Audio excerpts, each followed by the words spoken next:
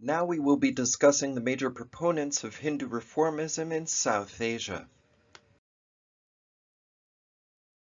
As I have previously highlighted, Neo-Vedanta's main proponents were the leaders of the Brahmo Samaj, especially Ram Mohan Roy, while Vivekananda, Gandhi, Aurobindo, and Radhakrishnan are the main proponents of Neo-Hinduism. According to Gavin Flood, Vivekananda, who lived from 1863 to 1902, is, quote, a figure of great importance in the development of a modern Hindu self-understanding and formulating the West here being Europe and North America, but Gavin Flood uses the term the West, formulating the West's view of Hinduism. Vivekananda played a major role in the revival of Hinduism during the course of the late 19th and the early 20th century, as well as the spread of Advaita Vedanta to Europe and also the United States via the Ramakrishnan mission. In 1880, Vivekananda joined Keshub Chandra Sen's Navavidhan, which was established by Sen after meeting Ramakrishna and reconverting from an experiment with Christian-like practices to Hinduism. Narendranath, also known as Narendra, became a member of a Freemasonry lodge at some point before 1984, or 1884, excuse me, and of the Sadharan Brahmo Samaj in his 20s, which was a breakaway faction of that Brahmo Samaj led by Keshub Chandra Sen and Debendranath Tagore. From 1881 to 1884, he was also active in Sen's Band of Hope, which tried to discourage the youth of South Asia from smoking and drinking.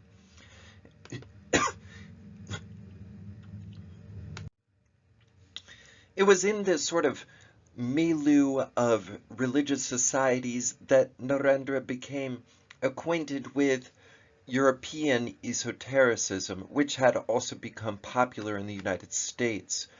His initial beliefs were shaped by Brahmo concept and Brahmoism, which included belief in a formless deva god and the depreciation of idolatry, as well as a streamlined, rationalized, monotheistic understanding of the universe that was shaped by selective modernist readings of the Upanishads and of the Vedanta.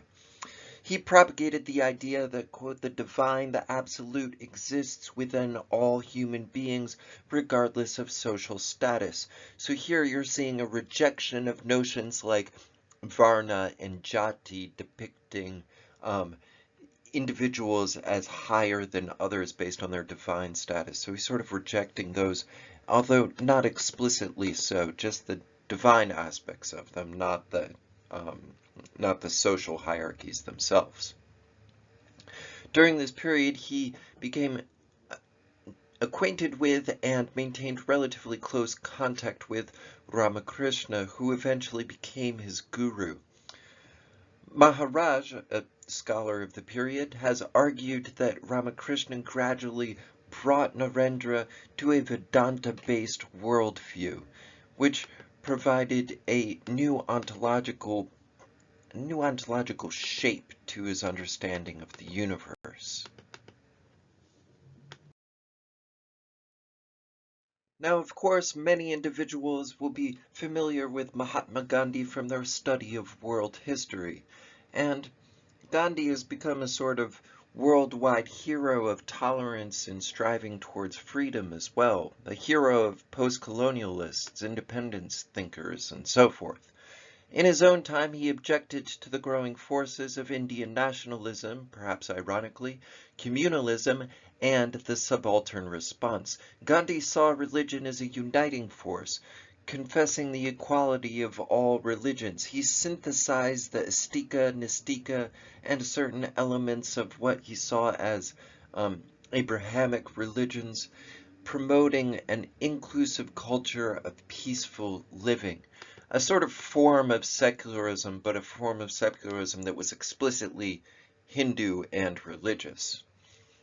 Gandhi pled for a new hermeneutics of Indian scriptures and philosophy, observing that, quote, there are ample religious literatures both in Astika and Nistika religions supporting for a pluralistic approach to religious and cultural diversity.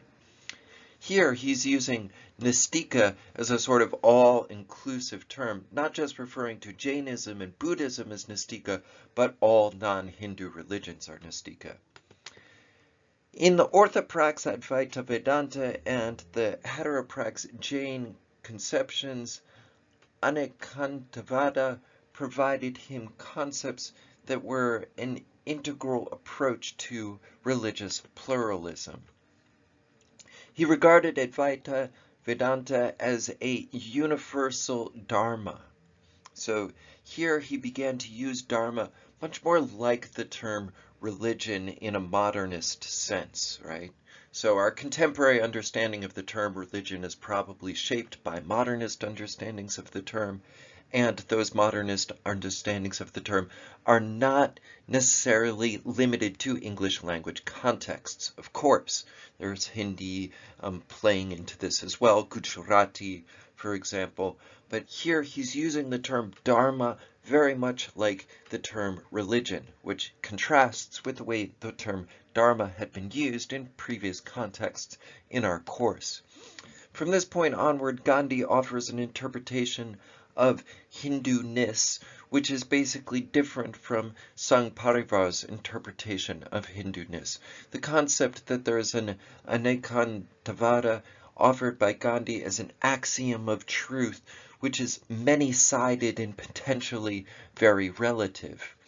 It is a methodology to counter exclusivism and also certain types of absolutism which were propounded by many religious interpretations, including far right-wing Hindutva nationalists during the period that he was active.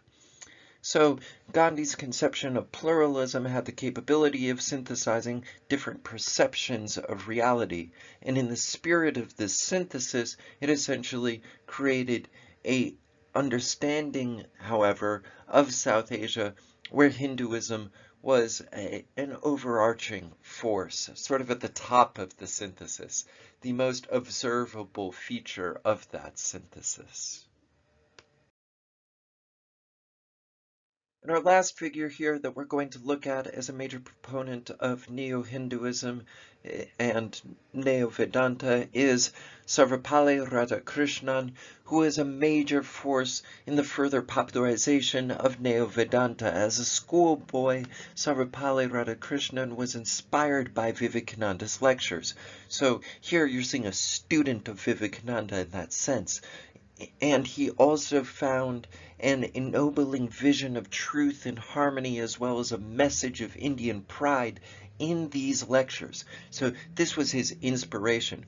Now, similar to the way that Rajaram Mohan Roy had been educated in a madrasa, Radhakrishnan was educated by Christian missionaries and wrote a master's thesis on Vedanta and ethics. So he was speaking sort of to colonial authorities and pitch shifting his approach in order to make it more favorable. Later in life, he didn't find the need to do this as much, and he became vice president and president of India. According to Reinhardt, scholar of Hinduism, who we may have touched upon a bit, Radhakrishnan presented his view of Hinduism as the view of Hinduism. In other words, presented his interpretation as the interpretation. Central to his presentation and his claims was that religion is fundamentally a kind of experience, an anubhava, a web, reducing religion as a concept to the core experience of reality in its fundamental unity. Quite different from some other English language interpretations of the term religion, and perhaps more similar to previous understandings of the term dharma. Nonetheless, For Radhakrishnan, Vedanta was the essence and the bedrock of religion. So for your post, go ahead and make a comparison, note any points that you found surprising, and point out any contrasting points that you think are particularly important in order to keep in mind the prominence of these three figures.